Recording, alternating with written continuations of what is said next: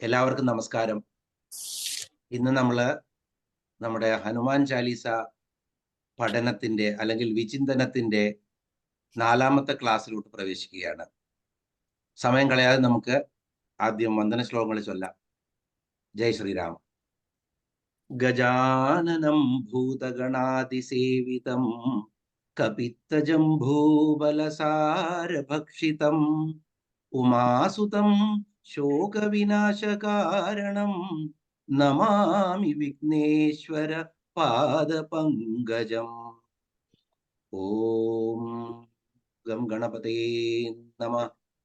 ഗുരുർബ്രഹ്മാ ഗുരുർവിഷ്ണു ഗുരുർദേവോ മഹേശ്വര ഗുരു സാക്ഷാത് പരം ബ്രഹ്മ തസ്മൈ ശ്രീ ഗുരവേ നമഃ.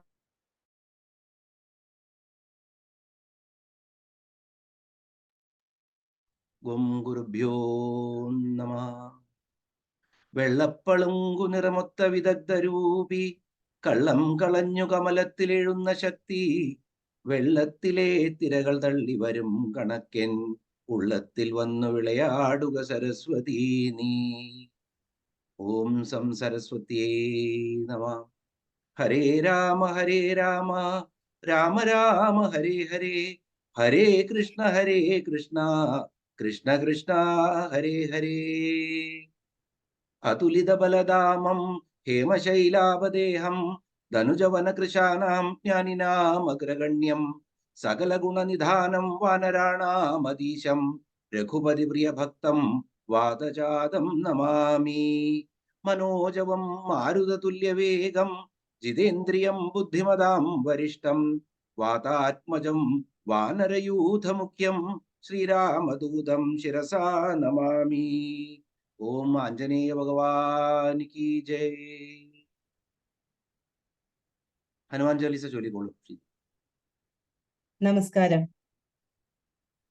ജയ് ഹനുമാൻ ജ്ഞാന ഗുണ സാഗര, ജയ് കപീസ് തിഹു ലോക ഉജാഗര, രാമദൂത അതുലിത ബലധാमा, अंजनी पुत्र पवन सुत नामा, महावीर विक्रम बजरंगी, कुमति निवार सुमति के संगी, कंचन बरण विराज सुबेसा, कानन कुंडल कुंजित केसा, हाथ वज्र और ध्वजा बिराजे, कांधे मूंज जनेऊ साजे, संगर सुवन केसरी नंदन, तेज प्रताप महाजगबंदन, विद्यावान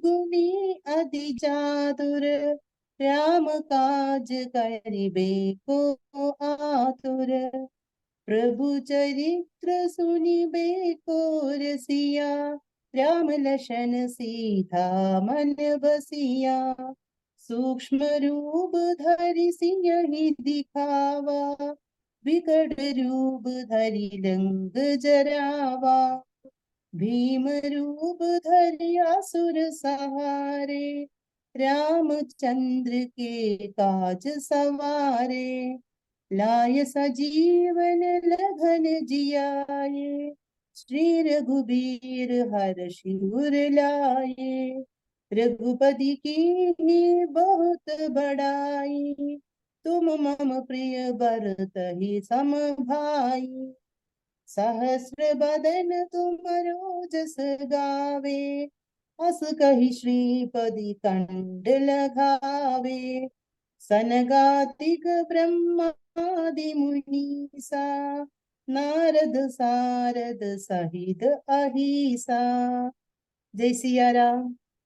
ജയ് സിയാറാം.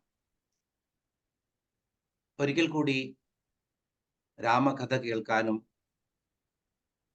ഹനുമാന്റെ വിശിഷ്ടമായ ചരിതം അറിയാനും ആ രൂപം മനസ്സിൽ ധ്യാനിച്ചുകൊണ്ട് ഹനുമാൻ ചാലീസ വായിക്കാനും സാധിക്കട്ടെ എന്നുള്ള ആശംസകൾ ഇവിടെ കൂടിയ എല്ലാ സുഹൃതികളായ ആളുകൾക്കും ആശംസിച്ചുകൊണ്ട് ഞാൻ തുടങ്ങട്ടെ. ശ്രീരാമചന്ദ്ര പ്രഭുവിന്റെ ചരണങ്ങളിൽ എൻ്റെ ഈ വാക്കുകൾ ആദ്യമേ സമർപ്പിച്ചുകൊള്ളുന്നു. ഇന്ന് വിഷുവിന്റെ പൂർവ്വസന്ധ്യയാണ്.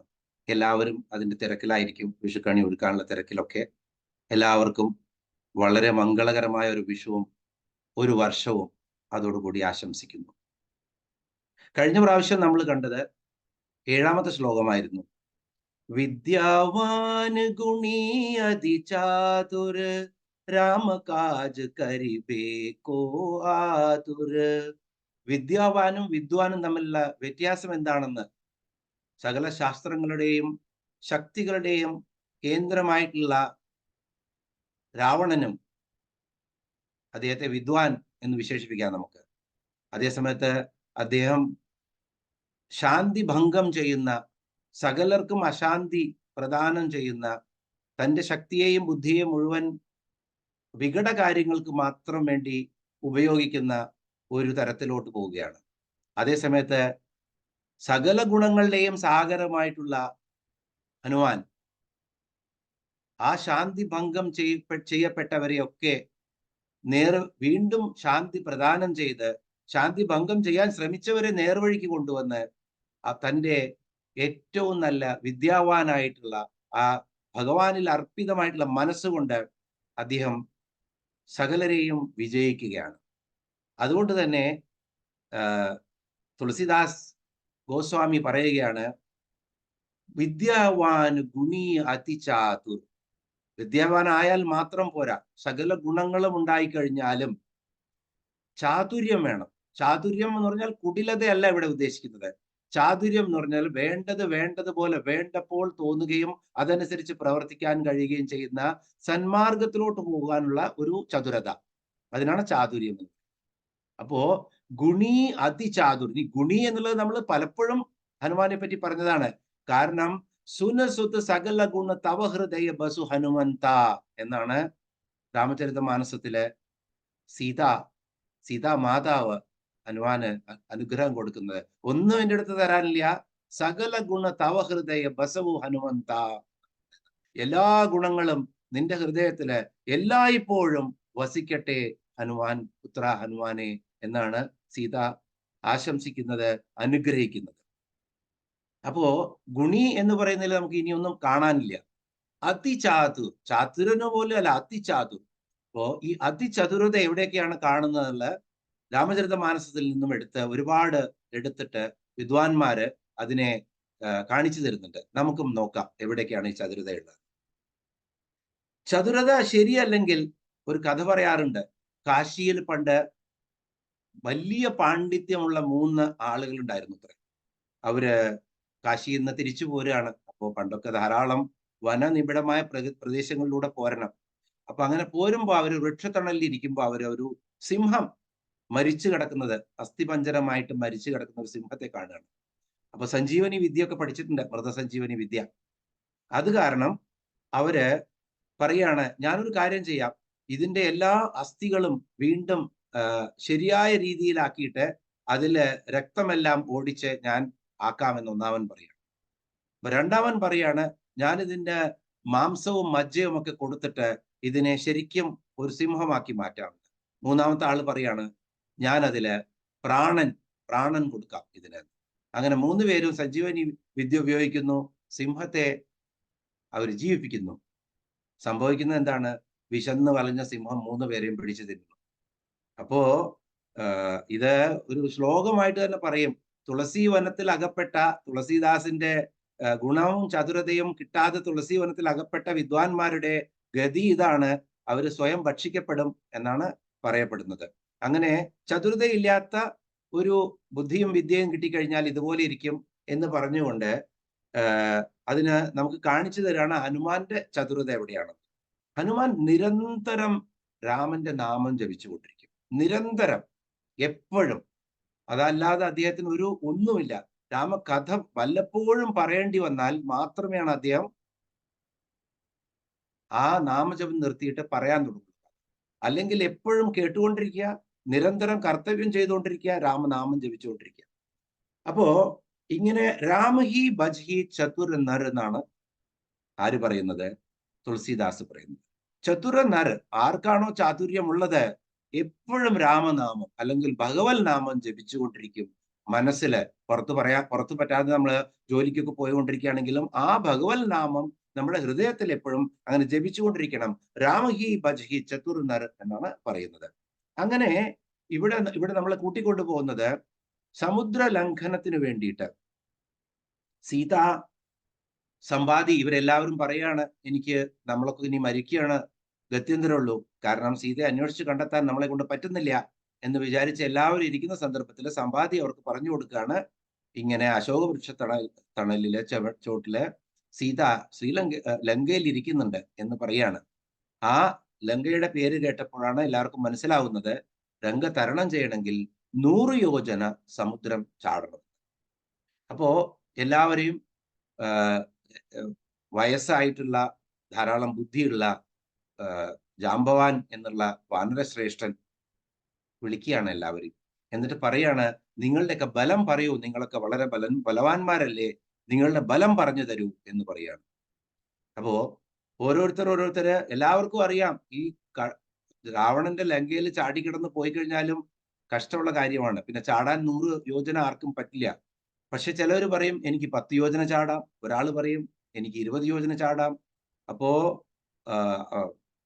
നമുക്ക് എന്തായാലും ചാടാൻ പറ്റില്ല, അപ്പൊ എന്തുകൊണ്ട് കൂട്ടി പറഞ്ഞുകൂടാ എന്ന് വിചാരിച്ചിട്ടായിരിക്കും ജാംബവാൻ സ്വയം പറഞ്ഞു, എനിക്ക് പ്രായമായി, എനിക്ക് ആയ കാലത്ത് ഞാൻ ഇതെല്ലാം ചെയ്തിരുന്നു, ഇപ്പൊ എന്നെ കൊണ്ട് ഇതിനൊന്നും പറ്റില്ല, ഞാനൊരു 90 യോജന ചാടാം, അത്രേ എനിക്ക് പറ്റുള്ളൂ, വയസ്സായി എനിക്ക് എന്ന് പറയാം.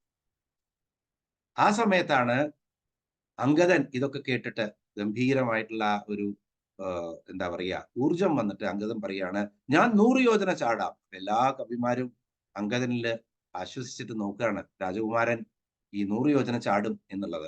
ഞാൻ 100 യോജന ചാടാമെന്ന് അദ്ദേഹം പറയുന്നു. പിന്നെ പറയാണ്, പക്ഷേ അവിടെ ചെന്ന് കഴിയുമ്പോഴേക്കും എനിക്ക് തിരിച്ചു വരാൻ പറ്റുമോ എന്ന് എനിക്കറിയില്ല. കാരണം എൻ്റെ എല്ലാ ശക്തിയും അതോടുകൂടി കഴിഞ്ഞിരിക്കും. അത് കാരണം എനിക്ക് തിരിച്ചു ചാടാൻ പറ്റില്ല. അപ്പോ ഞാൻ വരുമെന്ന് എനിക്കറിയില്ല എന്ന്. അപ്പൊ രാമചന്ദ്ര ഭഗവാന്റെ സന്ദേശവുമായിട്ട് സീതാ ദേവിയെ കാണാൻ പോകുന്ന വാനരൻ തിരിച്ചു വന്നില്ലാണ്ടെങ്കിൽ പിന്നെ ഒരു അർത്ഥമില്ലല്ലോ, കണ്ടോ ഇല്ലയോ എന്നൊന്നും അറിയാൻ പറ്റില്ല. അത് കാരണം വീണ്ടും അവരൊക്കെ ദുഃഖിതരാകാണ്. അപ്പോ ജാംബവാൻ വീണ്ടും പറയാണ്, ജാംബവാൻ ഹനുമാനോട് എന്തുകൊണ്ടാണ് ഇവർക്കൊക്കെ പറ്റാത്തത് എന്ന് ഒന്ന് ആലോചിച്ച് നോക്കൂ. തുളസിദാസ് പറയാണ്, സ്വന്തം ബലം കൊണ്ട് ഈ സാഗരം എന്ന് പറഞ്ഞു കഴിഞ്ഞാൽ, സമുദ്രം എന്ന് പറഞ്ഞാൽ ഇവിടെ ഉദ്ദേശിക്കുന്നത് നമ്മള് സാധാരണ അർത്ഥത്തിൽ പറയുകയാണെങ്കിൽ അത് സാഗരമാണ്, ലങ്ക കടക്കാനുള്ള ഉപാധിയാണ്. പക്ഷെ ശരിക്കും നമ്മൾ ആലോചിച്ചു കഴിഞ്ഞാൽ ഇത് ഭവസാഗരം തന്നെയാണ്. ഈ ഭവസാഗരത്തെ തരണം ചെയ്യണമെങ്കിൽ നമുക്ക് ഒരിക്കലും സ്വന്തം ശക്തി കൊണ്ട് പറ്റില്ല. അതാണ് ഇവിടെ അംഗദിന് പോലും അതിന് പറ്റുന്നില്ല, ശക്തനായ അംഗദിന് പോലും സാധിക്കുന്നില്ല അതിന് എന്ന് പറഞ്ഞു കഴിഞ്ഞാൽ അതിന്റെ അർത്ഥം ഇവിടെ ഈ ഭവസാഗരം തരണം ചെയ്യണമെങ്കിൽ ഭഗവത് കടാക്ഷം തന്നെ വേണം, സ്വന്തം ശക്തി കൊണ്ട് ഒരിക്കലും പറ്റില്ല എന്നുള്ളതാണ്.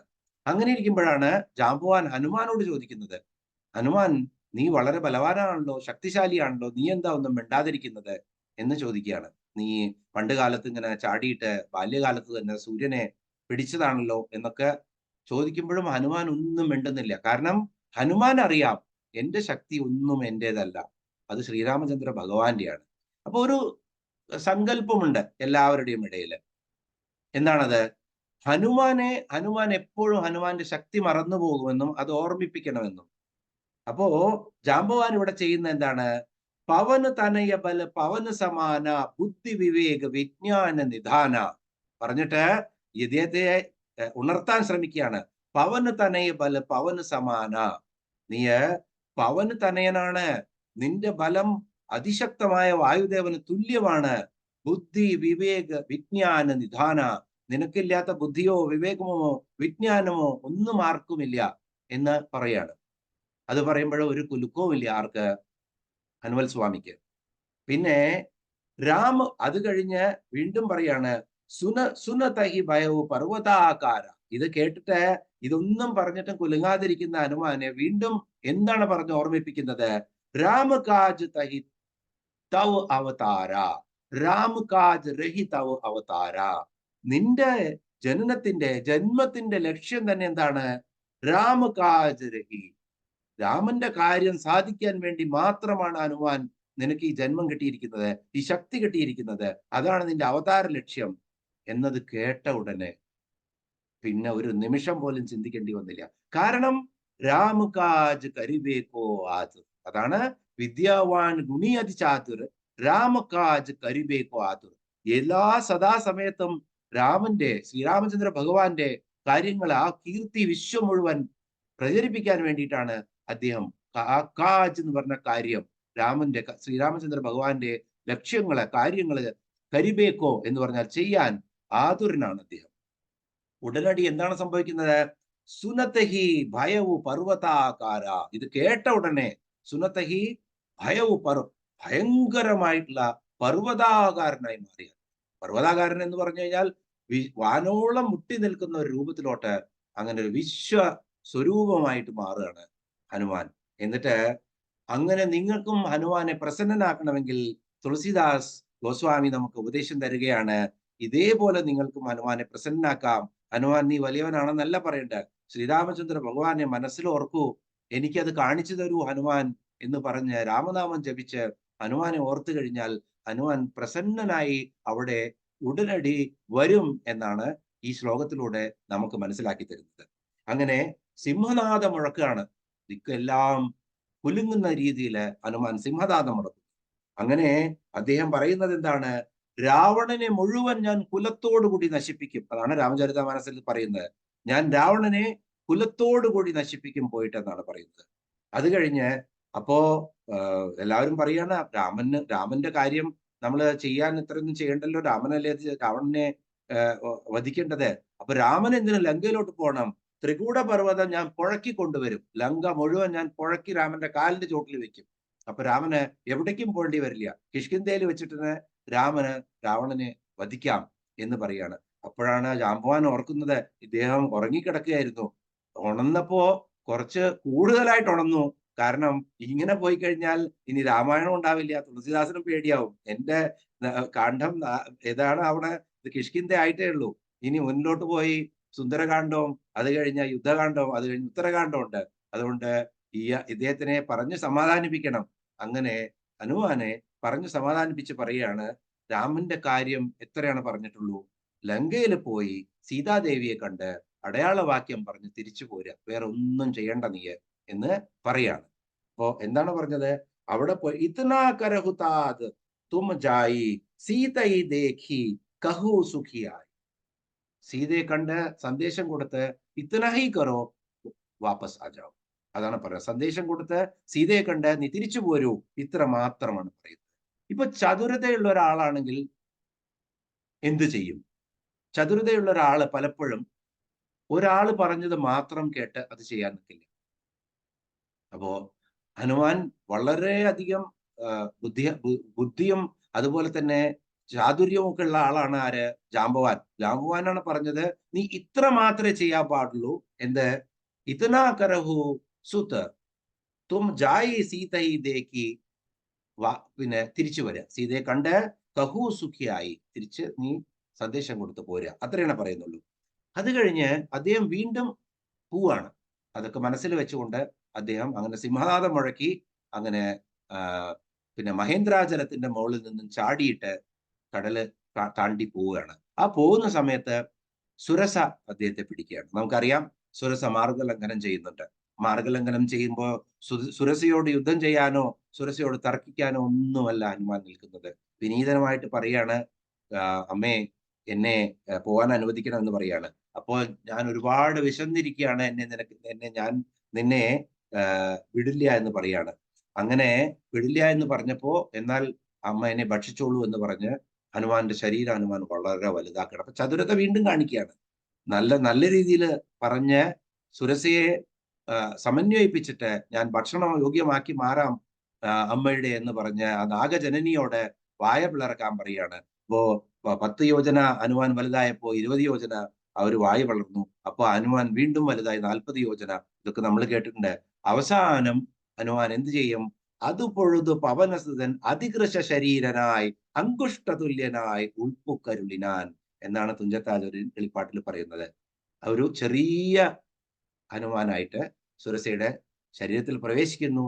എന്നിട്ട് ഒരു തപോബലാൽ പുറത്ത് പുറപ്പെടുന്നു, വായ കൂടെ തിരിച്ചു വരുന്നു. എന്നിട്ട് പറയാണ്, അമ്മ എനിക്ക് ജന്മം തന്നു എന്ന് പറഞ്ഞ് ശൃണു സുമുഖി സുഖ പരേ സുരസേ ശുഭേ ശുദ്ധേ ഭുജംഗമാതാവേ നമസ്തുതേ എന്ന് പറഞ്ഞ് പ്രണമിക്കുകയാണ്.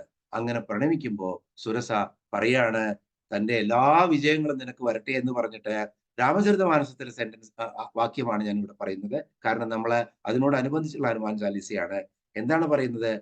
നീ പോയിട്ട് എല്ലാ കാര്യങ്ങളും, രാമനുള്ള എല്ലാ കാര്യങ്ങളും ചെയ്തു വരൂ എന്നാണ് സുരസ പറയുന്നത്. അപ്പോ ജാമ്പവാൻ എന്താ പറഞ്ഞ്, നീ പോയി സമുദ്ര ലംഘനം ചെയ്ത് സീതാജിയെ കണ്ട് സന്ദേശം കൊടുത്ത് തിരിച്ചു പോരൂ എന്നാ പറഞ്ഞത്. വേറെ ഒന്നും ചെയ്യരുതെന്നാ പറഞ്ഞത്. ഇവിടെ സുരസ മാതാവ് പറയുന്നത് എന്താണ്? രാമന്റെ എല്ലാ കാര്യങ്ങളും സിദ്ധിച്ചു വരൂ എന്നാണ് പറയുന്നത്. അപ്പോ വീണ്ടും സാധാരണക്കാരനാണെങ്കിൽ ആകമൊത്തം പ്രശ്നമായി തീരും. ഇനി തിരിച്ച് ജാമ്പവാന്റെ അടുത്ത് പോയി ചോദിക്കണോ എന്താ ചെയ്യേണ്ടതെന്നുള്ളത്. വീണ്ടും പ്രയാണം ആരംഭിക്കുകയാണ്. അങ്ങനെ എല്ലാ മാർഗതടസ്സങ്ങളും നിവർത്തി ലങ്കയിലോട്ട് പ്രവേശിക്കുമ്പോൾ ലങ്കാലക്ഷ്മി മാർഗ ലംഘനം ചെയ്യാണ് വീണ്ടും. അങ്ങനെ ലങ്കാലക്ഷ്മിയെ താടനം ചെയ്ത് മോക്ഷം കൊടുക്കുമ്പോൾ ലങ്കാലക്ഷ്മി പ്രസന്നയായിട്ട് പറയാണ്, നീ പ്രവേശിച്ചുകൊള്ളൂ പുത്ര ലങ്കയിലോട്ട്, നിനക്ക് എല്ലാ വിജയങ്ങളും വരട്ടെ, രാമന്റെ എല്ലാ കാര്യങ്ങളും നീ സാധിച്ചു തിരിച്ചു വരൂ എന്നാണ് പറയുന്നത്. വീണ്ടും പറയുന്നത് എന്താണ്? രാമന്റെ എല്ലാ കാര്യങ്ങളും തിരിച്ചു വരും. അപ്പോ ചതുരത ഇല്ലാത്ത ഒരാളാണെങ്കിൽ ശരിക്കും ആ എന്താ പറയാ, മുഴുവൻ ഒരു കൺഫ്യൂസ് സ്റ്റേറ്റ് ഓഫ് മൈൻഡ് എന്ന് പറയും നമ്മുടെ. അങ്ങനെ ആ കാര്യത്തിലല്ലാതെ അദ്ദേഹം എന്താണ് ചെയ്യുന്നത്? എന്താണ് ഞാൻ ചെയ്യേണ്ടതെന്ന് ആലോചിച്ചുകൊണ്ട് അദ്ദേഹം അങ്ങനെ സീതയെ അന്വേഷിച്ചിട്ട് സീതയിരിക്കുന്ന ആ ശംശിപാ വൃക്ഷത്തിന്റെ ശാഖയുടെ മുകളില് മറഞ്ഞിരിക്കുകയാണ്, ചെറുതായി മറഞ്ഞിരിക്കുകയാണ്. അപ്പോ നോക്കൂ, ഒരു കാര്യം ചെയ്യാൻ പോകുന്ന വളരെ ശക്തമായിട്ടുള്ള സാഗരത്തെ തരണം ചെയ്ത് എത്തിയിട്ടുള്ള ഒരാൾ എപ്പോഴും ആ ശക്തിയുടെ ആ ഗർവ് അദ്ദേഹത്തിന് ഉണ്ടായിരിക്കും. മറ്റാരാണെങ്കിലും ഹനുമാൻ കർത്തവ്യം ആരുടെയാണ്? ശ്രീരാമചന്ദ്ര ഭഗവാന്റെയാണ്. അപ്പൊ സ്വയം മറിഞ്ഞിരുന്നാൽ മാത്രമേയാണ്, ഞാൻ എന്നുള്ള അഹം മറച്ചാൽ മാത്രമേയാണ് ഭഗവാൻ അവിടെ പ്രത്യക്ഷമാവുള്ളൂ എന്നുള്ള ഒന്നുകൂടി നമുക്ക് കാണിച്ചു തരികയാണ് അവിടെ. അങ്ങനെ മറഞ്ഞിരുന്നു കൊണ്ട് ആര്? ഹനുമാൻ സീതയുടെ അവിടെ നടക്കുന്നതെല്ലാം കാണുകയാണ്. എന്താ നടന്നത്? ഹനുമാൻ മുകളിലിരിക്കുമ്പോഴാണ് രാവണൻ വരുന്നത്, ചന്ദ്രഹാസം എടുക്കുന്നു, സീതയെ ഒരുപാട് പ്രലോഭിക്കുന്നു, അതിനുശേഷം സീതയെ വളരെ മോശമായ രീതിയിൽ അവഹേളിക്കുന്നു, രാമചന്ദ്രനെ അവഹേളിക്കുന്നു. അത് കഴിഞ്ഞ് ചന്ദ്രഹാസം കൊണ്ട് വെട്ടിക്കൊള്ളാൻ ഒരുമ്പെടുന്നു. അപ്പോൾ മണ്ഡോദരി വന്ന് കൈ പിടിക്കുന്നു. ഇതെല്ലാം കാണുകയാണ് നിശബ്ദനായി നിന്നിട്ട് സഹിച്ചുകൊണ്ട്. കാരണം അദ്ദേഹം എന്തെങ്കിലും അവിടെ ചെയ്തു കഴിഞ്ഞാൽ ഒരുപക്ഷെ ദൗത്യം മുഴുവനാക്കാൻ പറ്റില്ല. എല്ലാം ഇരുന്ന ദൂതനെ പോലെ എല്ലാം കണ്ട് മനസ്സിലാക്കി ഇരിക്കുകയാണ്. അങ്ങനെ ഇതെല്ലാം കഴിഞ്ഞു പോകുമ്പോൾ ത്രിജടയും മറ്റുള്ള രാക്ഷസികൾ എല്ലാവരും കൂടി വളരെയധികം ഉപദ്രവിക്കുകയാണ് ആരെ? സീതാദേവിയെ. അത് കാണുമ്പോ സീതാദേവി പറയാണ്, രാത്രി പറയാണ്, ചന്ദ്രനോട് പറയാണ്, എനിക്ക് അല്പം അഗ്നി തരൂ. അതുപോലെ തന്നെ താരകളെ, എനിക്ക് കുറച്ച് അഗ്നി തരൂ. അത് കഴിഞ്ഞ് ത്രിജടയോട് പറയാണ്, നിനക്ക് നല്ല മനസ്സുണ്ടല്ലോ ത്രിജട, നീ എനിക്ക് സ്വല്പം അഗ്നി തരൂ. ഞാൻ ആ അഗ്നിയിൽ എന്റെ ശരീരം ജ്വലിപ്പിച്ച് എന്റെ ഈ ദുഃഖത്തിൽ നിന്ന് മോചനം നേടട്ടെ എന്ന് വളരെ ദുഃഖിതയായിട്ട് സീതാദേവി കരഞ്ഞുകൊണ്ട് പറയുകയാണ്.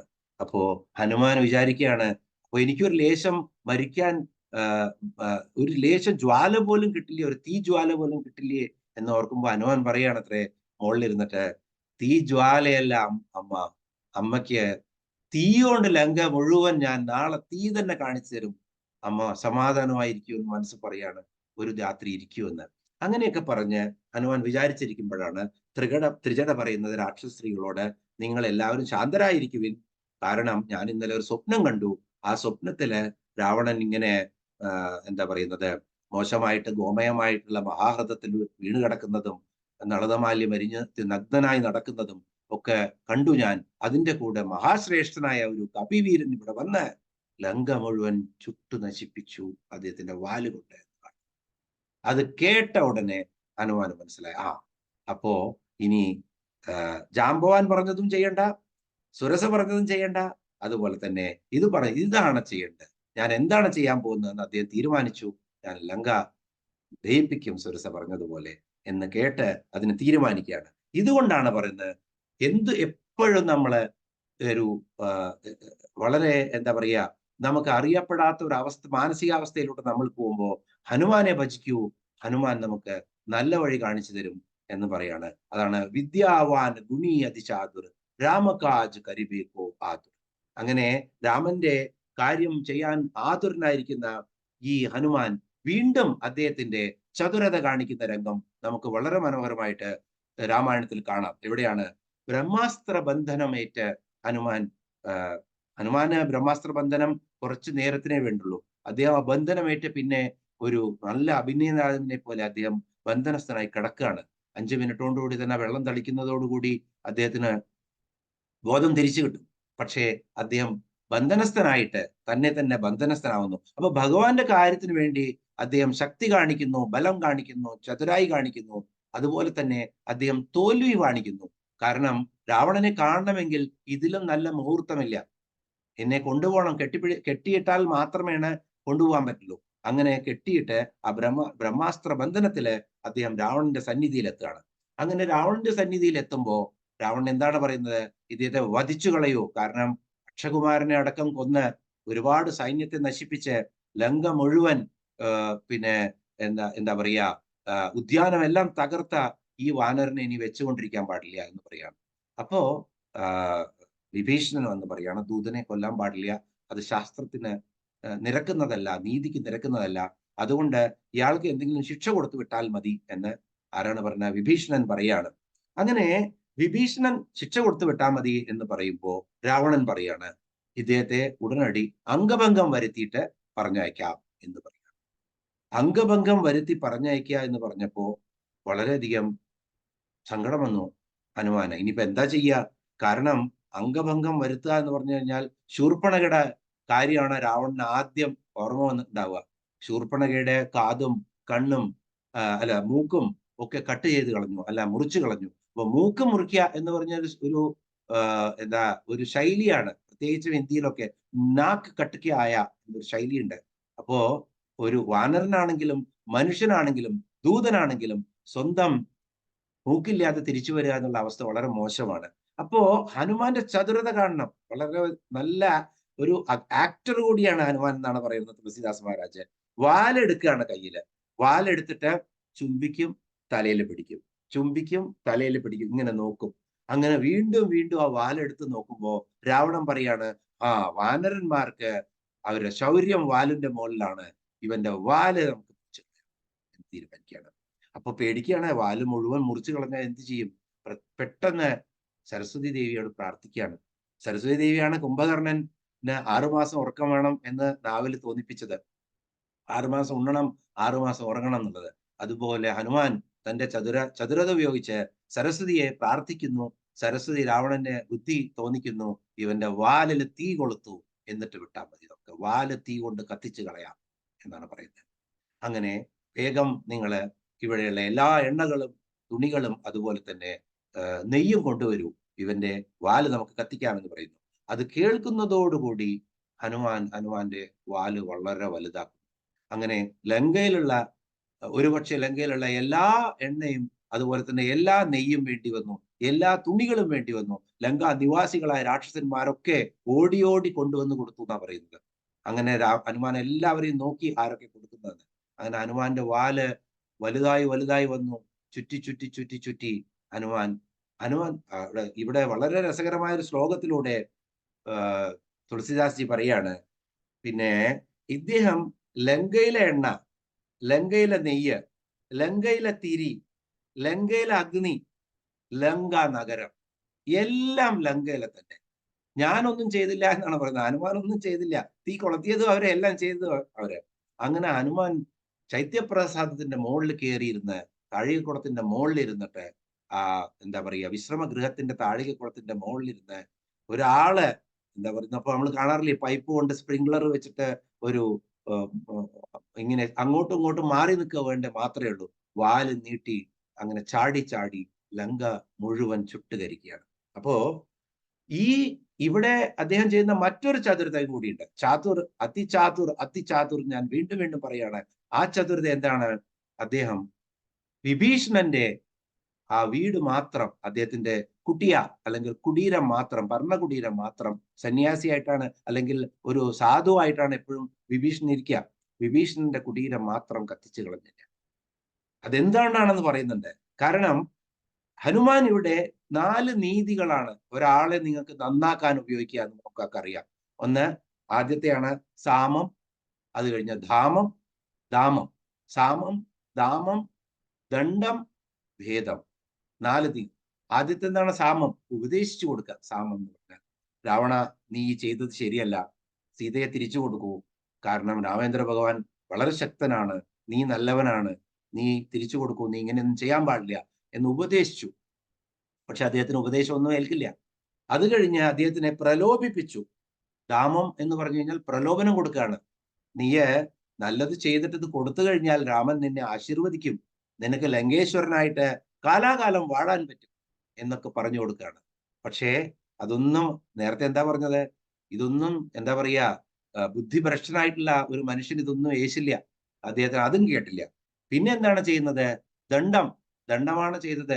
നിന്നെ രാമൻ ഒരൊറ്റ അസ്ത്രം കൊണ്ട് നിന്നെ ഇല്ലാതാക്കും, നിനക്ക് രാമനെ പറ്റി അറിയില്ല, പേടിപ്പെടുത്തി ഭീതനാക്കിയിട്ട് അദ്ദേഹത്തെ നേർവഴിക്ക് കൊണ്ടുവരാൻ നോക്കും. അതും നടക്കില്ല. അവസാനത്തെ വഴിയായിരുന്നു ഇവിടെ ഭേദം, ഡിവൈഡ് ആൻഡ് റൂൾ. എന്ത് ചെയ്തു? ഈ വിഭീഷണന്റെ വീട് മാത്രം കത്തിച്ചില്ല, അല്ലെങ്കിൽ ആ ഭരണകുടീരം മാത്രം കത്തിച്ചില്ല. അങ്ങനെ തിരിച്ച് വിഭീഷണൻ ഇദ്ദേഹത്തെ എല്ലാം പിടിച്ചതിന് ശേഷം കൊണ്ടുപോകുമ്പോൾ വിഭീഷണൻ ചെല്ലുന്ന സമയത്ത് വിഭീഷണനോട് വിഭീഷണൻ എപ്പോഴും വിഭീഷണന്റെ മനസ്സിൽ ഒരു എന്താ പറയുക, വിശ്വാസം ഉണ്ടായിരുന്നു. ഞാൻ എത്ര ദുഷ്ടനാണെങ്കിലും എന്നെ ഒരുപാട് മാനിക്കുന്നുണ്ട് ആര്? രാവണൻ. എപ്പോഴും ഞാൻ പറഞ്ഞാൽ കേൾക്കും. ഇതൊരു വിശ്വാസമാണ് നമ്മുടെയൊക്കെ. തനി സ്വഭാവം കാണിക്കേണ്ടവരെ ആ രാക്ഷസീയത കാണിക്കും എന്നുള്ളത് കാണിച്ചു കൊടുക്കാൻ വേണ്ടി കൂടിയാണ് ഈ ഒരു അവസരം ഈ ചതുരതയോടുകൂടി ഹനുമാൻ ഉപയോഗിക്കുന്നത്. അങ്ങനെ രാവണന്റെ സന്നിധിയിൽ വിഭീഷണൻ ചെന്ന് പറയാണ്. പിന്നെ ആ പറയുന്ന സമയത്ത് അദ്ദേഹത്തോട് രാവണൻ പറയാണ്, നിന്നെയൊക്കെ എനിക്ക് അറിയാം, നീയാണ് ഈ വാനരനെ വിട്ടത്, നീയാണ് അവനെ വധിക്കേണ്ട സമയത്ത് വേണ്ട എന്ന് പറഞ്ഞു. നിന്റെ കുടീരം മാത്രം അവൻ കത്തിച്ചില്ല. നീയും അവനൊക്കെ ഒത്തിട്ടുള്ള കളിയാണ്. എന്റെ ഭക്ഷണം കഴിച്ച് എന്റെ ലങ്കയിലിരുന്ന് എന്റെ രാജ്യത്ത് നീ ഇങ്ങനെ ചെയ്യുന്നത് എനിക്ക് ഒട്ടും ഇഷ്ടമല്ല എന്ന് പറഞ്ഞ് ഭിന്നിപ്പുണ്ടാക്കുകയാണ്. അപ്പോഴാണ് മനസ്സിലാവുന്നത് എത്രത്തോളം തരം താണ് തന്നോട് സംസാരിക്കാൻ പറ്റുമെന്ന്. അതുവരെ രാവണന്റെ ഉച്ഛിഷ്ടം അല്ലെങ്കിൽ ഭക്ഷണം കഴിച്ച് കഴിഞ്ഞിരുന്ന വിഭീഷണന് മനസ്സിലാവുകയാണ്, എത്ര രാമനാമം ജപിച്ചാലും ഒരു തെറ്റായ കാര്യത്തിനോട് ചേർന്ന് നിൽക്കുന്ന വിഭീഷണൻ ഒരിക്കലും മുക്തിയില്ല എന്നുള്ളത്. അപ്പോ എപ്പോഴാണ് വിഭീഷണന് ഭഗവത് സാമീപ്യം കിട്ടിയത്? രാവണനിൽ നിന്ന്.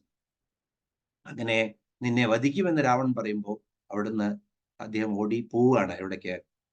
ശ്രീരാമ സന്നിധിയിലേക്ക്. പിന്നെ അദ്ദേഹം ലങ്കേശനായി മാറുകയാണ്. അപ്പൊ ഭഗവത് സാന്നിധ്യം നിങ്ങൾക്ക് വേണമെങ്കിൽ ഹനുമാൻ ഇവിടെ നിങ്ങൾക്ക് കാണിച്ചു തരുന്നത് നമ്മുടെ എല്ലാ ദുർബുദ്ധികളും അകറ്റി നമ്മളെ സന്മാർഗത്തിലേക്ക് കൊണ്ടുവരും ഹനുമാൻ ചാലീസ. അതാണ് അദ്ദേഹത്തിന്റെ ചതുരത. ആ ചതുരത നമ്മൾക്കും കിട്ടും. അതുകൊണ്ട് രാമകാജ് കരിബേക്കോ ആദു, ആ രാമന്റെ കാര്യം, ലങ്ക എല്ലാം ചെയ്ത് ഒരു ദൂതന്റെ ദൗത്യം നിർവഹിച്ച് ചതുരതയോടുകൂടി അദ്ദേഹം ഇതെല്ലാം ചെയ്തു എന്നുള്ളതാണ്. അപ്പോ ഒരിക്കൽ കൂടി ആ ശ്ലോകം നമുക്ക് കേൾക്കാം. വിദ്യാവാൻ ഗുണി അതിചാതുർ രാമകാജ് കരിബേക്കോ ആദുർ. വിദ്യാവാനാണ്, ഗുണിയാണ്, ശക്തിചതുരനാണ്. രാമന്റെ കാര്യം എന്ന് പറഞ്ഞു കഴിഞ്ഞാൽ അദ്ദേഹം വിശ്വപുരുഷനായി മാറും. അത്രയും അതിനു വേണ്ടിയിട്ടാണ് അദ്ദേഹത്തിന്റെ ജന്മം. പക്ഷേ അടുത്ത ശ്ലോകത്തിലോട്ട് പോകാം നമുക്ക്. അപ്പൊ നമുക്ക് ഒരു ഗുണം കൂടി കാണാൻ പറ്റും. 8ാമത്തെ ശ്ലോകം.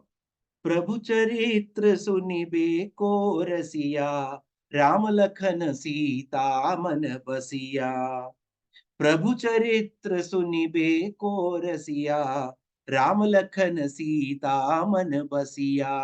ഇവിടെ പറയുന്നത് എന്താണ്? പ്രഭു ചരിത്ര സുനിബേക്കോ രസിയ.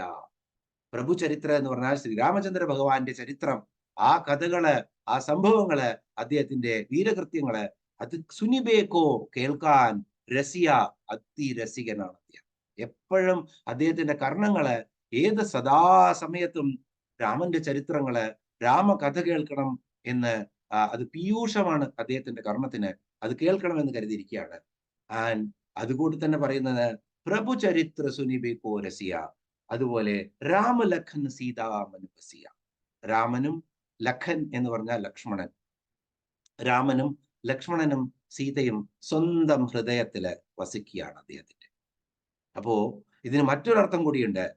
രാമന്റെയും ലക്ഷ്മണന്റെയും സീതയുടെയും മനസ്സിൽ ഹനുമാൻ വിരാജിക്കുന്നു എന്നുള്ളത്. അതിന്റെ കാരണം നമുക്ക് എല്ലാവർക്കും അറിയാം. സീതാദേവിക്ക് വിരഹിണിയായിട്ട് അങ്ങനെ ദുഃഖിതയായി രാവണന്റെ തടവില് ഇരുന്നിരുന്ന സീതയ്ക്ക് സന്ദേശം കൊടുത്ത് ആശ്വാസം കൊടുത്ത പുത്രനാണ് ഹനുമാൻ. എന്നും ഞാൻ നിനക്ക് കടപ്പെട്ടിരിക്കുന്നു എന്ന് പറയും. അതുപോലെ തന്നെ സീതയെ കണ്ടെത്തി രാമന്റെ സന്ദേശം കൊടുത്ത് തിരിച്ചടയാളവാക്യം കൊടുത്ത, എന്നിട്ട് ഋണിയാണ് ഞാൻ എന്നും എന്ന് ശ്രീരാമചന്ദ്ര ഭഗവാൻ ഹനുമാനെ പറ്റി പറയും. ലക്ഷ്മണന്റെ പ്രാണൻ പോയപ്പോൾ അല്ലെങ്കിൽ മൂർച്ഛിച്ചു വീണപ്പോൾ ആ മൂർച്ഛ അദ്ദേഹത്തിന്റെ അബോധാവസ്ഥ മാറ്റി പ്രാണൻ തിരികെ കൊടുത്ത ആളാണ് ഹനുമാൻ. അപ്പോ ഈ 3 പേരുടെയും ഹൃദയത്തില് സദാ വസിക്കുന്നുണ്ട്. ഇവിടെ നോക്കൂ, ഭക്തന്റെ ഹൃദയത്തില് ഭഗവാനുണ്ട്. അതേ സമയത്ത് ഈ ഭക്തൻ ആ ഭഗവാന്റെ ഹൃദയത്തിലും സദാ വസിക്കുന്നു എന്നുള്ള ആശ്ചര്യമുള്ള കാര്യമാണ് ഹനുമാന്റെ ഇവിടെ. പ്രഭു ചരിത്ര സുനിവേക്കോ രസിയ രാമലഖന സീതാ മനുപസിയ. ഇവിടെ നമുക്ക് തുളസിദാസിനെ മറക്കാൻ പറ്റില്ല. തുളസിദാസ് സദാ രാമനാമം ജപിച്ച് വളരെ പണ്ഡിതനായിരുന്നു, ശ്രേഷ്ഠനായിരുന്നു എന്നൊക്കെ നമുക്കറിയാം. അതോടുകൂടെ തന്നെ അദ്ദേഹം ഒരു ഗൃഹസ്ഥനുമായിരുന്നു. രത്നാവലി എന്ന ദേവിയെ കല്യാണം കഴിച്ച് അദ്ദേഹം ഗൃഹസ്ഥാശ്രമിയായിരുന്നപ്പോഴും സദാ രാമനാമം ജപിച്ചുകൊണ്ടിരുന്നു. പക്ഷെ എപ്പോഴും എന്താണ്, ഈ നമ്മളുടെ മനസ്സിന്റെ ആ വികാരങ്ങളെ പലപ്പോഴും വളരെ നന്നായിട്ട് ഭഗവത് സ്മരണയുള്ള ഒരാൾക്കും വികാരങ്ങൾ അടിമപ്പെടാം. അതുപോലെ രത്നാവലിയുടെ അച്ഛന്റെ വീട്ടിലോട്ട് പോയ സമയത്ത് പെട്ടെന്ന് ഈ വികാരങ്ങൾക്ക് അടിമപ്പെട്ടിട്ട് വളരെ മഴയുള്ള ഒരു രാത്രിയില് തുളസിദാസ് പിന്നെ വലിയൊരു നദി പിന്നെ എന്താ പറയാ തരണം ചെയ്തിട്ട് വേണം പോവാൻ. ആ നദിയിൽ ഒരുപാട് വെള്ളം ഉണ്ടായിരുന്നു. അപ്പൊ അതിനകത്ത് വിശേഷിപ്പിക്കുന്ന എങ്ങനെയാണ്, ഒരു ശവം പൊങ്ങി വരുന്നത് കണ്ട് അതൊരു തോണിയാണെന്ന് തോന്നിപ്പോയിട്ട് അതിനെ പിടിച്ച് മറുകരയിൽ കയറിയതിനു ശേഷം പള്ളികളെല്ലാം പിടിച്ച് അദ്ദേഹം അങ്ങനെ എത്തിയിട്ട് നിൽക്കുകയാണ് ഇവിടെ രത്നാവലിയുടെ വീട്ടില്. രാത്രി രത്നാവലി ഉറങ്ങുകയാണ്.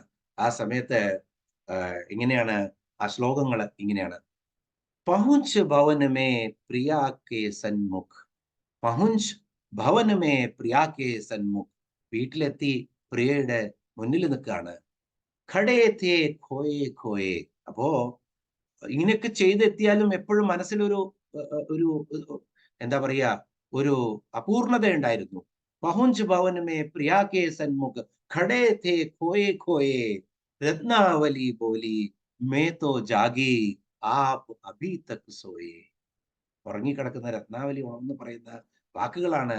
രത്നാവലി ബോലി മേ തോ ജാഗി ആപ് അഭി തക് സോയേ. രത്നാവലി പറഞ്ഞു, ഞാൻ ഉണർന്നു, പക്ഷേ താങ്കൾ ഇപ്പോഴും, പ്രാണനാഥൻ ഇപ്പോഴും ഉറങ്ങിക്കൊണ്ടിരിക്കുകയാണ് എന്ന് പറയാണ്. എന്നിട്ട് പറയാണ്, ത്യാഗോ കാം രാം കി ഭക്തി കരോ, നിർമ്മൽ സി ഗുണഗായേ സീതാ രാമജി കി ജയ്.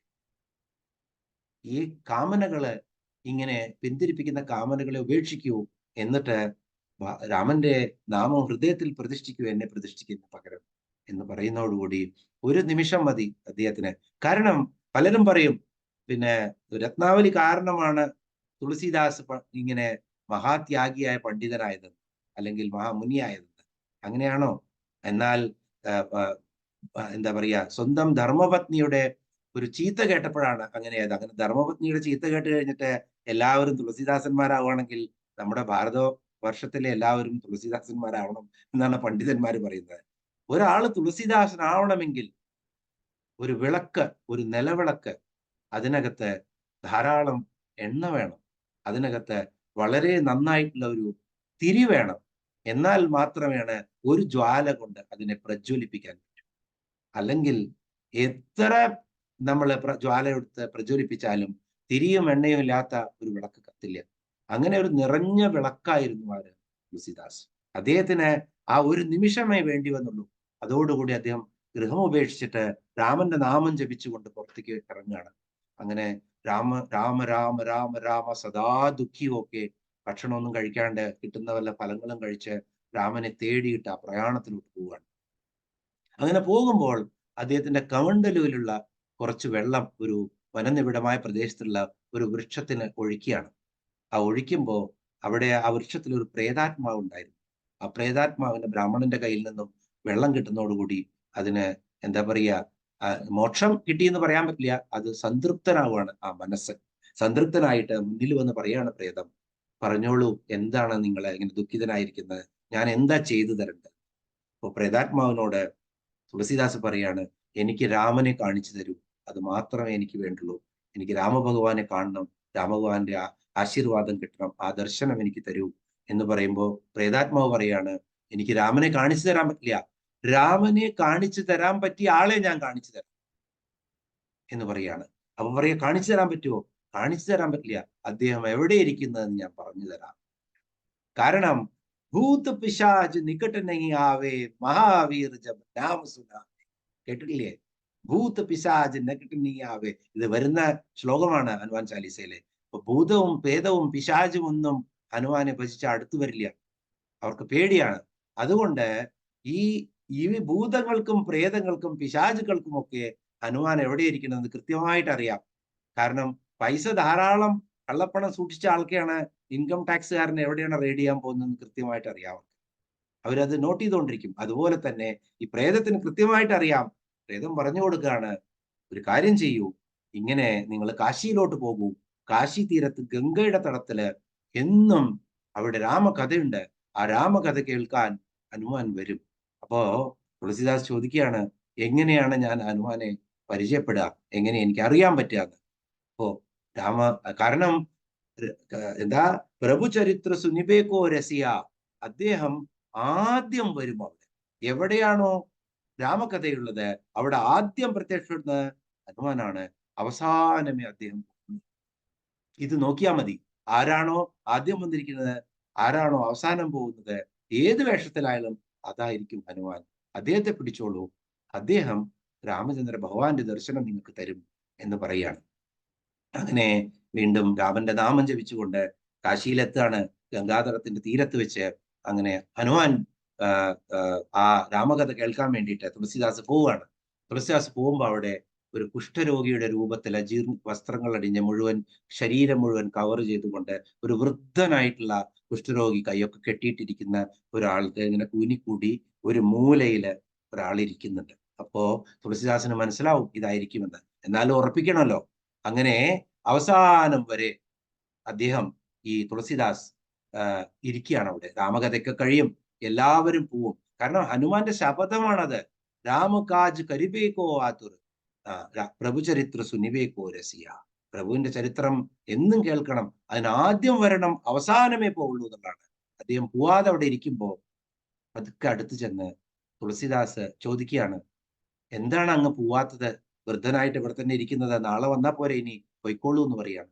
അപ്പോ ഹനുമാൻ, കുഷ്ഠരോഗിയായിട്ട് വൃദ്ധനായിട്ടുള്ള ഹനുമാൻ പറയാണ്, നിങ്ങൾ പൊയ്ക്കോളൂ, ഞാൻ എന്റെ അടുത്തേക്ക് വരണ്ട, എനിക്ക് അസുഖമുള്ളതാണ്, അതുപോലെ തന്നെ ഞാൻ പതുക്കെ എനിക്ക് പോകാൻ പറ്റുള്ളൂ, അതുകൊണ്ട് നിങ്ങൾ പോവൂ എന്ന് പറയാണ്. ഇല്ലില്ല, ഞാൻ പോകുന്നില്ല, ഞാൻ നിങ്ങളും കൂടി പോയിട്ടേ പോവുള്ളൂ എന്ന് പറയുമ്പോ, എന്തിനാ എന്നെ ബുദ്ധിമുട്ടിക്കുന്നത്, ഞാൻ പതുക്കെ പോവുള്ളൂ എന്ന് വീണ്ടും ഈ വൃദ്ധൻ പറയാണ്. അത് കേൾക്കുമ്പോ പിന്നെ നിങ്ങൾ ആരാണെന്ന് ചോദിക്കുകയാണ്. പറയാണ്, ഞാൻ ആരാണെന്ന് ഞാൻ പറയുന്നില്ല, പക്ഷെ താങ്കൾ ആരാണ് എന്ന് ചോദിക്കുകയാണ് തുളസിദാസൻ. അപ്പോ ഹനുമാൻ പറയാണ്, ഞാനൊരു വൃദ്ധനായ കുഷ്ഠരോഗിയാണ്. അപ്പൊ പറയാണ്, താങ്കൾ ആരാണെന്ന് താങ്കൾ പറയുന്നില്ല, പക്ഷെ താങ്കൾ ആരാണെന്ന് എനിക്ക് മനസ്സിലായി എന്ന് പറയാണ്. അങ്ങനെ അത് പറഞ്ഞുകൊണ്ട് ഈ എന്താ പറയാ, അദ്ദേഹം തുളസിദാസ് ആ കുഷ്ഠരോഗിയായിട്ടുള്ള ആ വൃദ്ധന്റെ കാൽക്കല് നമസ്കരിക്കുകയാണെന്ന്, അങ്ങനെ കാൽക്കല് തല വെച്ചുകൊണ്ട് കണ്ണീര് വാർക്കുകൊണ്ട് ആ പാദം കഴുകുകയാണ്. ആ പാദം കഴുകുന്ന അത് കണ്ടപ്പോ ഹനുമാൻ സഹിക്കാൻ പറ്റില്ല.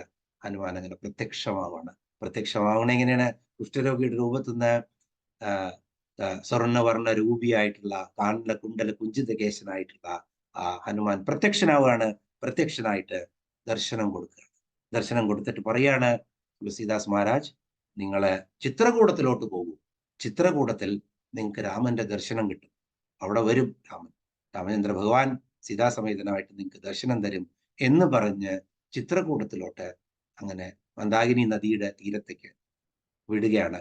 അവിടെ ചെന്ന് വർഷങ്ങളോളം വീണ്ടും അദ്ദേഹം ഇരിക്കും, തപസ് ചെയ്യും. പല രൂപത്തിലും രാമേന്ദ്ര ഭഗവാൻ, നേരത്തെ ഞാൻ പറഞ്ഞിട്ടുണ്ട്, ദർശനം കൊടുക്കാൻ ശ്രമിക്കും. പക്ഷേ മനസ്സിലാക്കാൻ പറ്റില്ല. രാമൻ ഇതുപോലെ പ്രേതം പറഞ്ഞത് കൊടുത്തുകൊണ്ടാണ് അദ്ദേഹത്തിന് ഹനുമാനെ മനസ്സിലായത്.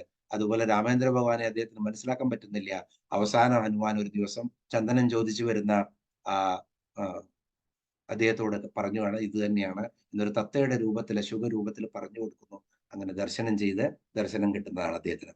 അപ്പോ ഈ ഒരു പ്രഭുചരിത്ര സുനിബേക്കോ രസിയ രാമലഖൻ സീതാമനുപസിയ, രാമന്റെയും ലക്ഷ്മണന്റെയും സീതയുടെയും മനസ്സിലും അതുപോലെ തന്നെ തന്റെ മനസ്സിലും ഇവരെ മൂന്നുപേരെ ഇരുത്തിരുന്ന ആ പ്രഭു ചരിത്രം എപ്പോഴും കേൾക്കാൻ രസികനായിട്ടുള്ള ആ ഹനുമാനെ നമുക്ക് സ്മരിക്കാം. എന്നിട്ട് അടുത്ത ശ്ലോകത്തിലോട്ട് പോകാം. सूक्ष्म रूप धरि सियई दिखावा विगड़ रूप धरि लंग जरावा. 9ാമത്തെ ശ്ലോകമാണ്. സൂക്ഷ്മ രൂപ ധരി സിയൈ ദിഖാവ വിഗട രൂപ ധരി ലംഘ ജരാവ.